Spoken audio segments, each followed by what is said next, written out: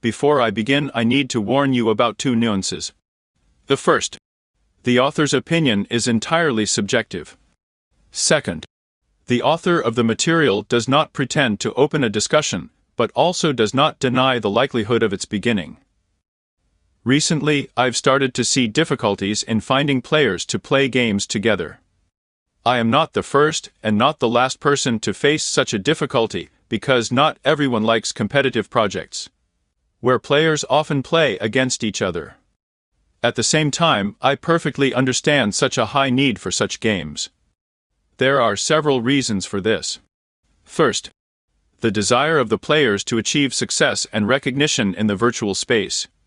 Second, the unpredictability and uniqueness of game matches under the influence of the human factor. The third, the opportunity for players to communicate with each other and start new relationships. The latter reason becomes less stable, which will be discussed later.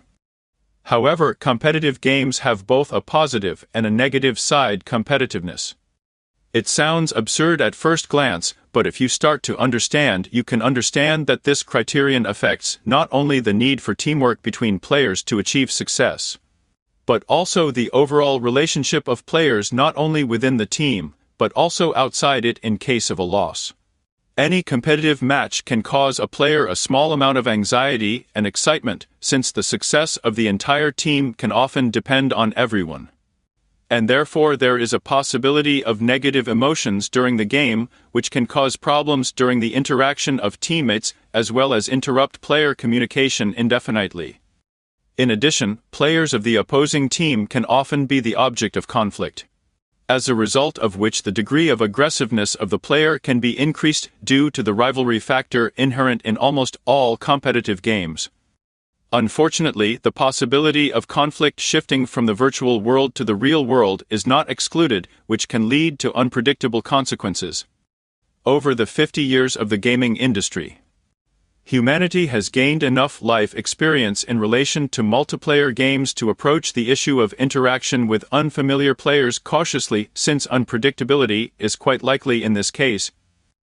The emergence of cooperative games as a separate category was aimed at interacting with a virtual environment in which players mainly play with each other against artificial intelligence. I would like to take the liberty to state that the previously presented reasons for the player's need for competitive games can also be attributed to joint game projects. But in the context of cooperative games, the first reason, the desire of players to achieve success and recognition in the virtual space, is partly related to competitive games due to the competitive factor, which, due to human nature, is inseparable from the player. After all, even being on the same team, players can involuntarily compete with each other, which is quite natural for people. However, some game projects may contain elements of competitive games. As an example, I'll give the 2014 first-person shooter Insurgency, where in cooperative mode during the game you can open a table showing not only the list of players in the squad, but also the number of points, completed tasks, kills, and deaths of an individual player. On the one hand, there is nothing wrong with this, because looking at their results, the player has the opportunity to analyze their passage and learn to play based on the information received. But as in the case of competitiveness, the high score table also has a negative aspect, namely motivation to break a record, as a result of which teamwork gradually fades into the background, and it is for this purpose that cooperative games are created.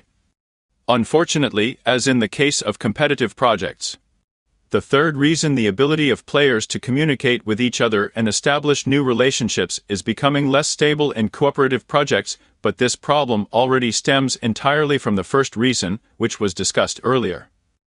The fact is that players are increasingly becoming more closed and introverted, pursuing only their own goals in the game and not paying attention to the overall situation in the team. If we talk about shooters, the situation here is much clearer, since a player equipped with the necessary equipment can assume that he can handle any problem alone. This may partly be due to the influence of single-player projects, where the player is really forced to cope with any tasks while being completely alone. When switching to co-op mode, most players see a similar picture of game reality to single-player games because the player also faces a specific task and is given certain means to solve it.